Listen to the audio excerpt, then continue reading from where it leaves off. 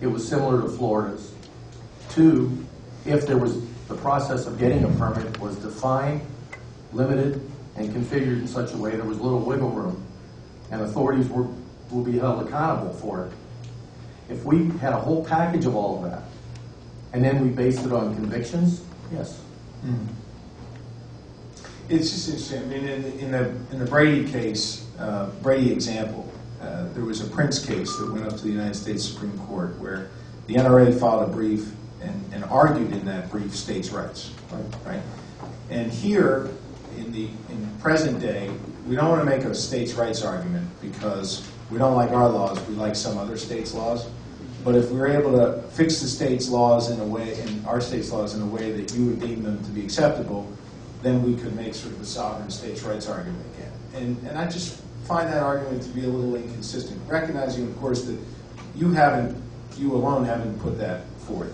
There have been a number of witnesses today and in other hearings who have put that forth. But I fundamentally have a problem with the fact that Pennsylvania is allowing some other state to dictate to us who carries and who doesn't. And more importantly, and I think you would agree with the second point, what we're allowed to know about our residents and what we're not, even just their names. And I'm glad that we'll be able to work together on trying to figure out who those 31 well, we have a law on the divulging of names of concealed carry permit holders that some states don't have. They have put the personal information of concealed carry permit holders that happen in Virginia and several other states. They gave it to newspapers. So there is a fine line law enforcement must tread not to violate that law, and that's why in my testimony I raised that point. That how could you make that assignation unless you had the names? If you didn't have the names, wasn't it misleading to make that generalization? If someone has a permit today, I just want to make sure I understand your point. If they have a Pennsylvania concealed carry permit today, is that information made publicly available? No. Right, okay. So I'm not suggesting we get those 3,100 names from Florida and make that public. That was not where I was going with that. Okay. So just so we understand each other.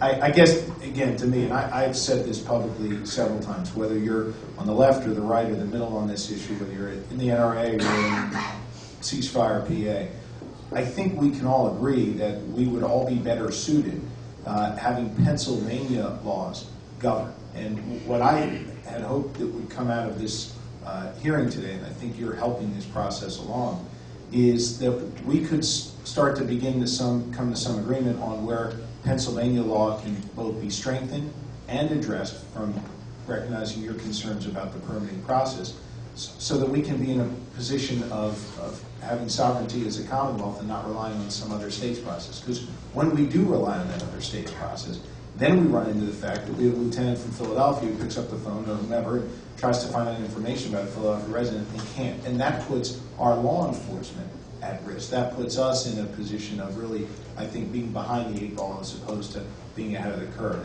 And hopefully we can begin to work together on finding some common ground. I'm glad that we'll be able to work at least on the issue of addressing things in Florida. And I want to echo what Representative Lane said. Thank you for making the trek out east today and appreciate very much your testimony. It's my pleasure. Thank you. Thank you, sir. Thank You want this data on the revocation? Yeah, if we do want to submit it for the record, and we'll make sure all the members get a copy of that then. That's okay.